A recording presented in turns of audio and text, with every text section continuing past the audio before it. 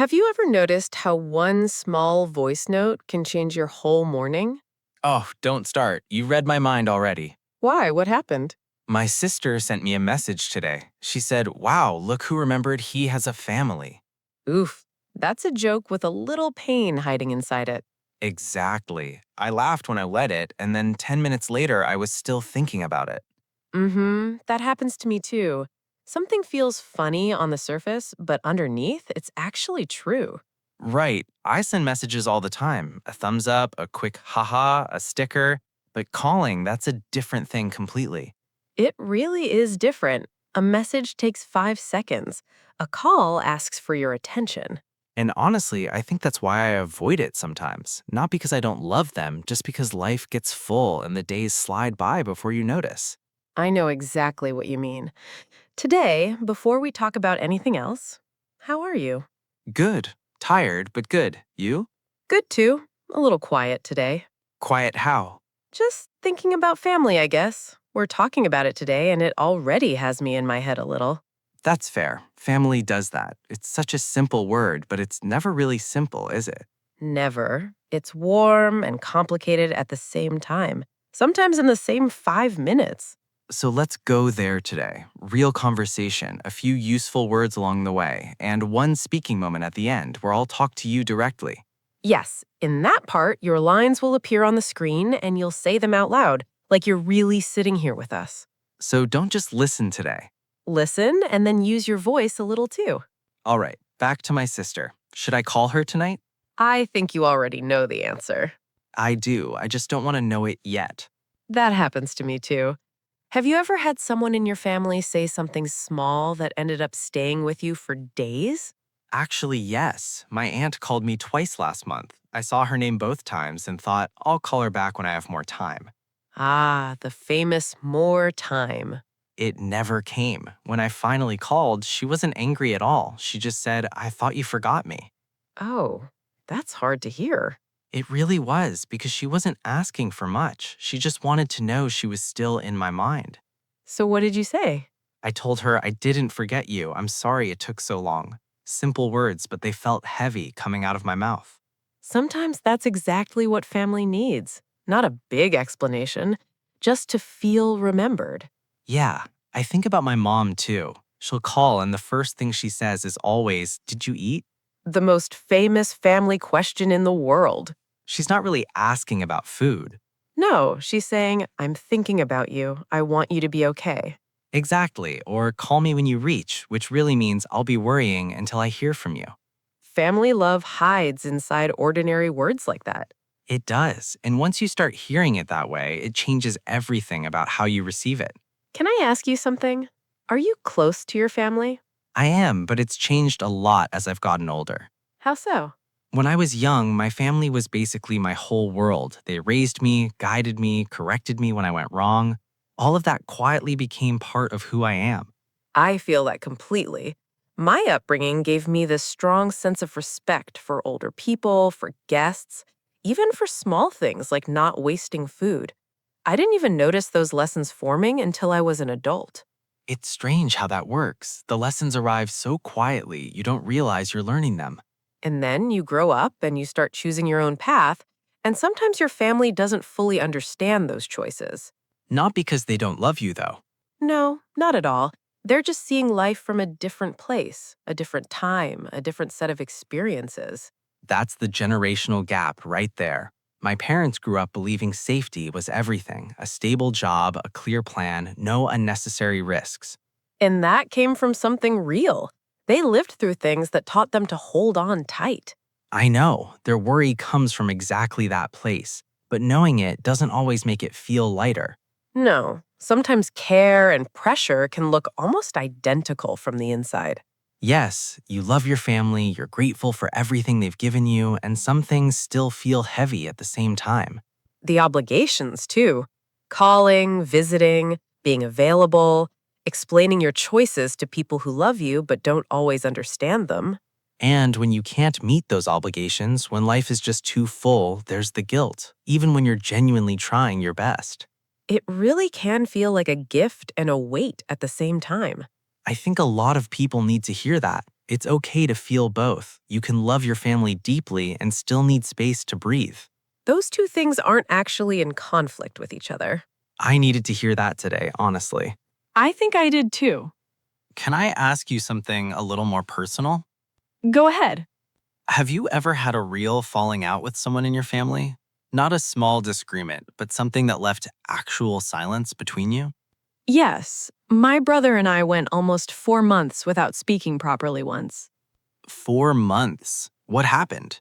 Honestly, I don't even remember what started it anymore. But we both went quiet after the argument, and the longer the silence lasted, the harder it became to break. Silence really does have a weight to it. It does. It starts as just a pause, and slowly it becomes a wall. So, who called first? I did, eventually. I just decided I didn't want that wall getting any taller. What did you say? I said, I don't want to leave things like this between us. I didn't try to go back over who was right, I just said that. That's the hardest part, isn't it? Not needing to win first. That's really what making amends means. Not that you are completely wrong, just that the relationship matters more to you than the argument does. Did it help right away? Not immediately. We didn't suddenly become perfect after one phone call, but something shifted. The wall got smaller, and smaller was enough to start with. I had something similar with my brother last year, actually. We argued about something small that somehow turned into something bigger than it should have been. And then the silence came? Right. After a few days, calling him felt strange, like too much time had already passed to just call normally. But you called anyway. I did. I said, I didn't like how we ended that conversation. That was the whole message. And what did he say? He said, me neither. And that was the beginning of fixing it. Sometimes those are the bravest conversations, the short, simple ones. Because you're going in without knowing how the other person will respond at all. Right. You just decide the relationship matters more than the fear does, and then you make the call. Family really is strange when you think about it. We don't choose where we come from. But many of us keep choosing the people we love, again and again, even through the hard parts. That's a beautiful way to put it. They're your old stories, the people who remember who you were before you became who you are now. There's a sense of belonging in that, a feeling that you have a place, and that place has always been yours. And that feeling is rare, honestly. It's hard to find anywhere else. True, but then there are also the questions about your life decisions, the pressure, that generational gap in how you see things, And the obligations that pile up sometimes. and the guilt when you can't meet them. Family really is many things at once, so talking about it in English should reflect all of that, not just I have one brother or I live with my parents. We can say things like, my upbringing shaped the person I am today. Or my family gives me a real sense of belonging. Or there's a generational gap between my parents and me. Or family obligations can feel heavy, even when they come from love. Or after an argument, I try to make amends rather than hold on to the silence. That's the kind of English that actually sounds human. I think so too. Tell us in the comments, does your family show love through actions more than words? We'd love to hear how that looks for you. Let's take those words into our word tour now. Yes, let's start with upbringing. Upbringing. Upbringing. Upbringing. Upbringing means the way you were raised, the values and habits your family gave you when you were young. Earlier, I said my upbringing gave me a strong sense of respect for older people.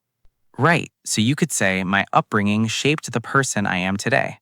Or if your family taught you to make your own choices, you could say, my upbringing made me more independent. That's a really natural way to use it. Next is belonging. Belonging. Belonging. Belonging. Belonging is that feeling of being accepted somewhere, the feeling that you have a place. We talked earlier about going home and not having to explain yourself from the beginning. Right, when people already know your old stories, your favorite food, your small habits, that gives you a sense of belonging. You could say, my family gives me a sense of belonging. Or if you live far from home, you might say, I miss the feeling of belonging I have with my family. That's a warm sentence. Next is generational gap. Generational gap. Generational gap. A generational gap is the difference in how older and younger people think or see life. Earlier, you mentioned your parents wanting safe jobs and safe plans. Right, that comes from a generational gap. You could say, sometimes my parents and I see things differently because of the generational gap. Or, the generational gap can create small misunderstandings in my family. And if you want to sound calm and mature about it, you can say, I try to understand the generational gap instead of arguing immediately. That's a genuinely useful sentence. Next is obligation. Obligation. Obligation. An obligation is something you feel you must do because of duty or responsibility or expectation. Like feeling you must call, visit, or answer every message, even when you're tired. You could say, family obligations can feel heavy sometimes. Or, I have family obligations, but I also need time for myself. And if you want to sound honest about it, you can say, I love my family, but some obligations make me feel tired. That one feels very real. Our last phrase is make amends. Make amends. Make amends. To make amends means to fix things after a problem or an argument or a hurt feeling. Like when you called your brother after the silence. Right, I didn't want a small argument to become a big wall, so I could say, I called my brother to make amends. Or, I want to make amends after our argument.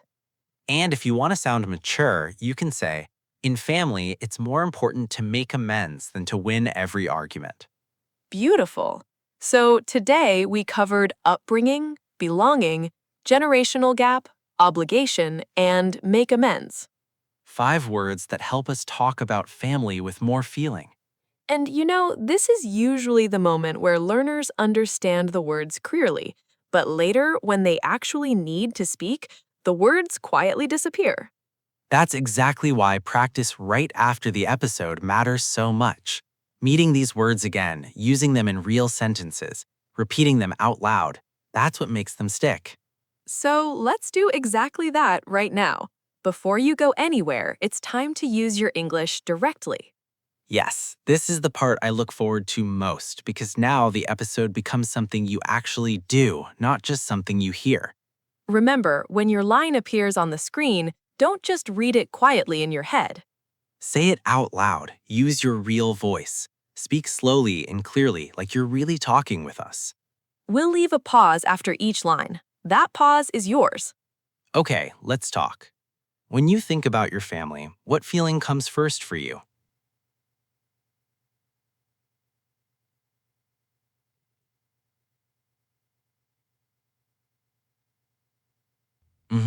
Yeah, I know exactly what you mean.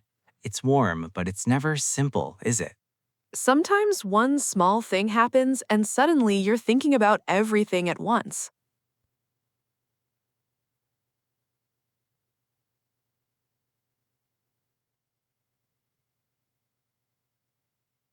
Same. I think a lot of us carry that. We care, but life moves fast, and then you realize, oh, it's been weeks already. Do you ever feel a little guilty about that, like you have with your sister?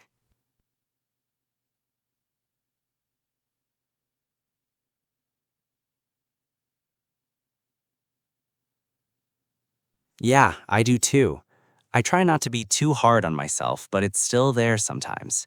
When someone says, I thought you forgot me, that really stays with you.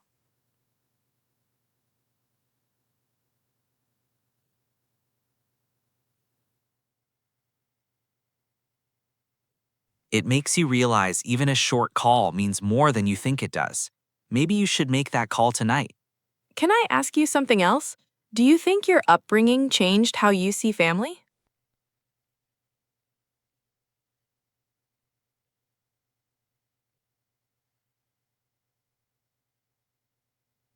Respect and care.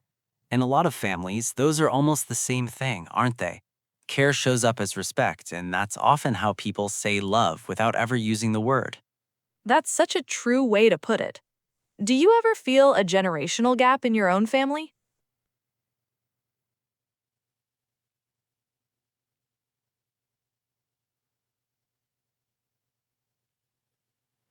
It changes something when you really sit with that. Their worry starts to make more sense, even when it still feels like a lot some days.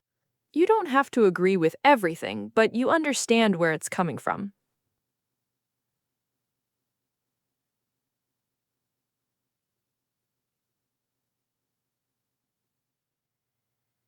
Yeah, the calling, the visiting, being available, it all comes from love, but that doesn't mean it's never heavy. And that's okay. Needing space doesn't mean you love them less, it just means you're human. Mm-hmm. And making amends doesn't need a whole speech. Sometimes it's just one honest message. Something small and real, that can be enough. Do it tonight if you can. Even something simple like, I was thinking about you. That's small, but it carries a lot. It really does, and whoever you're thinking of right now, I hope they hear from you today. Ah, that was nice. It was. Tell us in the comments, did this speaking section help you practice out loud? Did saying the lines feel different from just listening quietly? Let us know and tell us if we should keep doing this in future episodes. Your comments genuinely shape the show. They really do.